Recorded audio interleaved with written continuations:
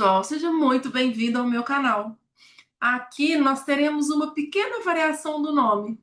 Nós saímos da psi desinformada para a psi e seus vieses. A palavra viés fala das facetas, dos vários lados de uma mesma coisa. Quando a gente entra com o plural da palavra vieses, a gente está falando das distorções do pensamento. Então, por uma questão de semântica, nós fizemos a alteração do canal, no nome do canal, mas o conteúdo do canal segue o mesmo.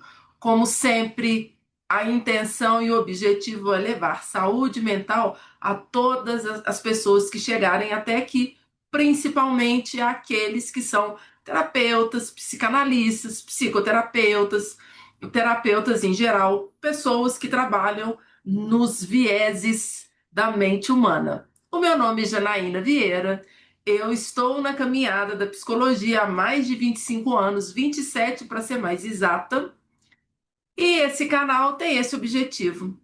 No final de cada vídeo, de cada bate-papo, geralmente eu trago algumas orientações, alguns exercícios para acordar a nossa mente e nos lembrar e nos ajudar na prática da mudança do pensamento equivocado.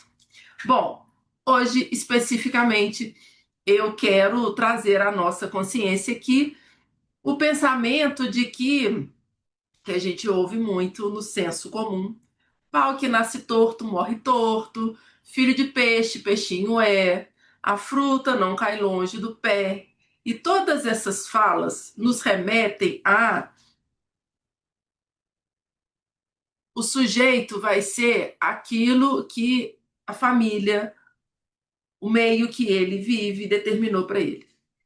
E aí o meu questionamento, inclusive no meu trabalho na clínica, é justamente esse: é trazer para a pessoa que está na minha frente o quanto isso é real, o quanto você já tem consciência de que você sim pode estar repetindo alguns padrões que você não quer repetir, mas da sua autonomia em viver a sua vida do jeito que ela faz sentido para você.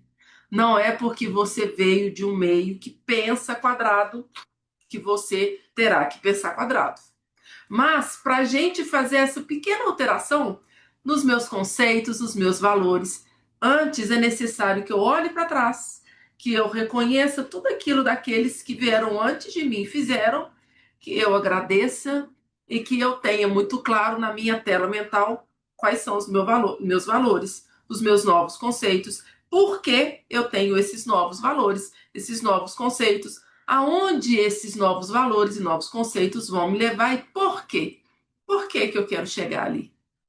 Por que que eu quero desenvolver esse outro lado que de onde eu vim eu não venho? Seja esse lado uma questão financeira, uma questão social, uma questão amorosa, enfim, um relacionamento saudável. Então vamos colocar bem na prática. Se eu venho de uma família que viveu a escassez, não é, ai, vou negar esse povo, vou negar essa pobreza toda, que vai me autorizar a construir a abundância que eu tanto desejo. É, olhando, reconhecendo, agradecendo, perdoando, me perdoando e colocando para mim novos conceitos, novos valores, novas crenças e entendendo. Por quê? Por que que eu quero uma vida abundante? O que que para mim está atrás de uma vida abundante? Bom, gente, tirando a fantasia. Qual é a fantasia? Ah, quem não quer um carrão de luxo? Ah, quem não quer viajar 4 vezes por ano? Isso é fantasia, ok? O dinheiro também traz isso, mas a função final do dinheiro talvez não seja essa. Enquanto você não trouxer com clareza para você qual é a função, você não chega a lugar nenhum. Isso equivale também para relacionamentos saudáveis. Se eu vim de um sistema que tinha muitas agressões, que tinha muitas perturbações, para eu ter um relacionamento saudável, eu vou olhar. Eu vou primeiro reconhecer os meus movimentos em atrair relacionamentos doentios, para eu poder ser mais do mesmo. Vou olhar, vou identificar, vou perdoar, vou me perdoar e vou fazer a mesma pergunta: por que eu quero ter um relacionamento saudável de verdade? Aonde que ter um relacionamento saudável impacta a minha vida? Qual é os movimentos que eu preciso ter para desenvolver um relacionamento saudável? Sem essa viagem de querer ser melhor ou de querer ser maior do que aqueles que vieram antes. Tá bom? Bom, dito isso, quero trazer para a gente aqui duas falas que eu vou tentar encaixar o pedacinho do vídeo. Eu não sei se vai ser permitido, então eu vou rodar muito pouquinho. Uma fala que é do Felca. O Felca é um influencer que fez uma denúncia aí da adultização de crianças há 2 semanas atrás, uma repercussão altíssima. E a outra fala é do Leandro Hassum, o comediante. Os dois estão falando das mesmas questões que está tudo envolvido aqui. Eu vou tentar dividir a tela para gente, para que a gente possa ver esses trechinhos. Vamos ver se vai dar certo. Se não der, eu coloco os pedacinhos aqui. Então, essa primeira fala é do Felca. Diria que você fez isso pela criança que você foi? Essa pergunta é muito profunda. Que criança você foi? Eu fui uma criança muito sozinha. Eu fui uma criança muito abandonada. Eu fui uma criança que não tinha voz. E quando falava não tinha ninguém para escutar. E você me deu um questionamento. Talvez sim. Eu fiz isso pela criança que eu fui. E eu fiz isso por ver que existem crianças por aí e adultos por aí que foram também a criança que eu fui. Sozinha, sem voz. E se ninguém dá voz a essa criança, ela cresce desamparada. Ela cresce sem perspectiva. Sem perspectiva. Sem perspectiva. Você deu voz àquela criança, foi ouvido por dezenas de milhões de pessoas e deu voz a tantas crianças também, né? Pois é. Isso é muito forte. Isso é muito impactante. Bom, esse é o do Felca. E eu vou mostrar agora um pedacinho.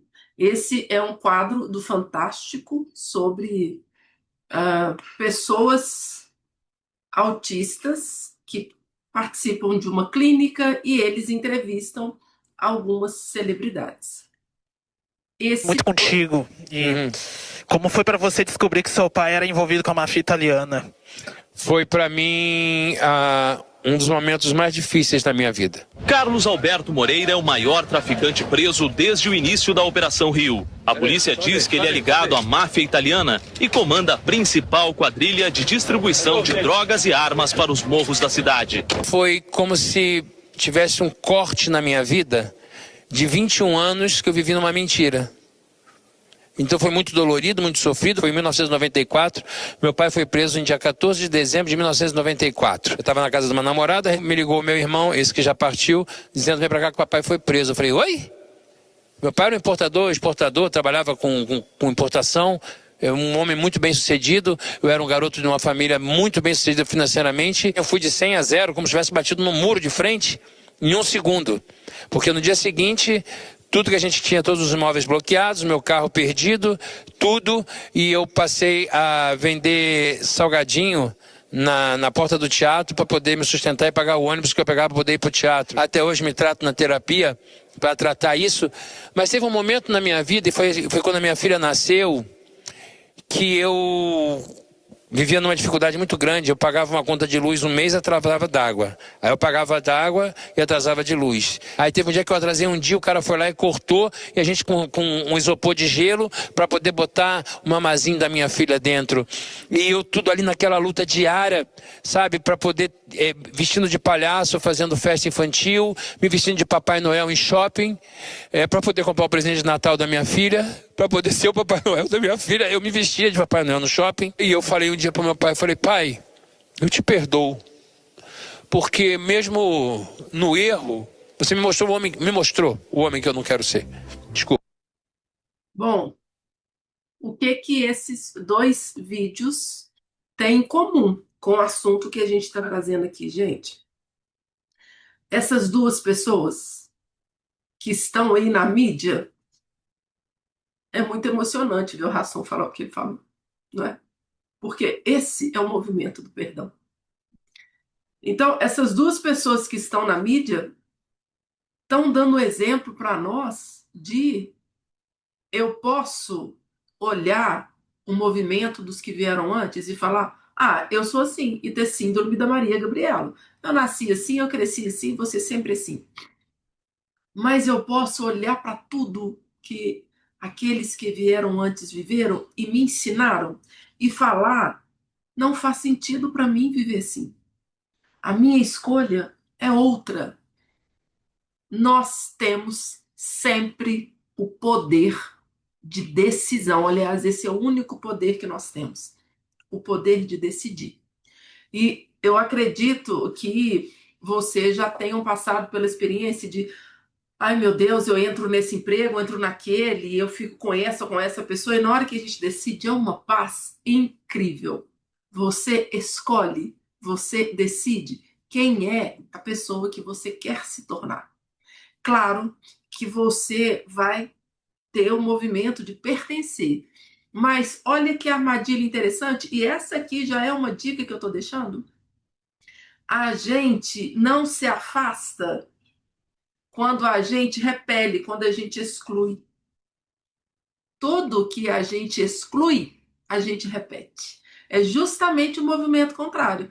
A gente se afasta quando a gente olha, quando a gente percebe aquele traço dentro da gente, quando a gente abaixa a cabeça e fala: eu também faço isso, pai. Eu também faço isso, mãe.